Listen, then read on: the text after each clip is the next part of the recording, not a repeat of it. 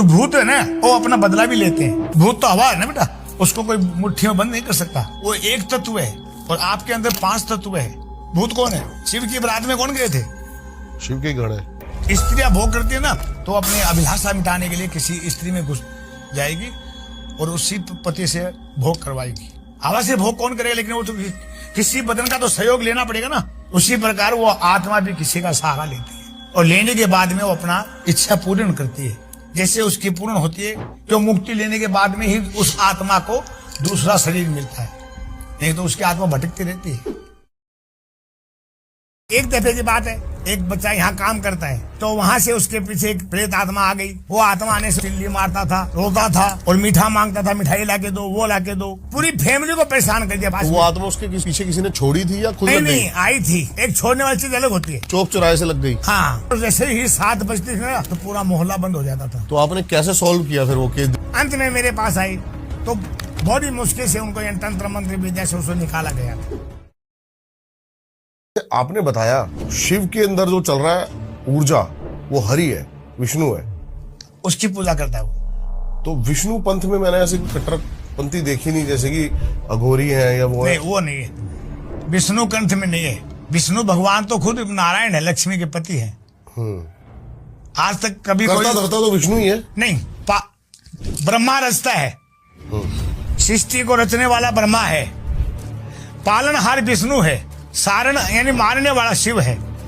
जो पाल रहा है उसके लिए लोगों की प्रति करते हैं लोग पूजा, तो भगवान विष्णु की भी करते हैं। अरे जब हमारा शिव करता है तो हम भी तो भगवान के नाम तो लेते हैं। नारायण नारायण तो बोलते हैं ना। नर में नारायण है, आप में भी नारायण है। जैसे शिव है ना, शिव जिसको विकराल रूप कहते हैं। महाकाल यानी चंड का रूप। जैसे काली का विकराल रूप है। माता तो एक है ना बेटा, लेकिन उसका नाम काली माता। काली माता किसे कहते हैं? जो चंड मुंड का वध करने वाली चामुंडा देवी कहलाती है। जब मनुष्य व राक्षसों को वध किया था, तब काली का अपना असली रूप में आई थी। मुंडियों के काट के माला नहीं पहनी जैसे हमने पहनी है। मुंड माला पहनी, मुंड माला है ना। फिर उसका खून भी पिया है। अच्छा, मुंड माला जो निकली है उसको, मुंड माला उसने मार मार के राक्षसों को वध करके उसकी माला बनाई थी। हाथ का उसने अपना शरीर का अंग ढका था। मानते नहीं मानते आप? बिल्कुल बिल्कुल। तो यानी अघोर पंथ एक ऐसा पंथ है कि शिव का ही दूसरा रूप है।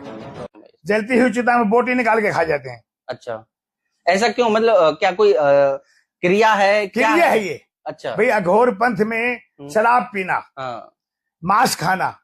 हम खाना किस में खाते हैं?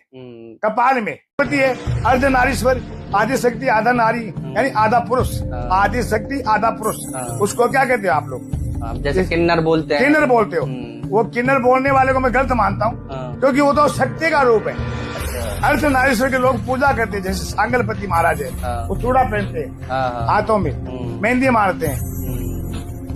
तो अघोर पंथ है ना, सबसे यानी महान पंथ माना गया है। सबसे महान है। हाँ, क्योंकि शमशान में ही रहना पड़ता है। अघोरियों का असली स्थान शमशान भूमि में है। और अघोरी कहीं आपको मिलेंगे नहीं। आपने तो बुलाया, हम आगे बराबर।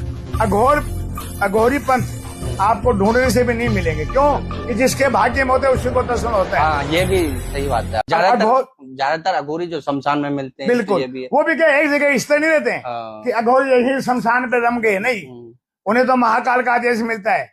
जहाँ महाकाल का आदेश मिलता है वहीं वो जाते हैं।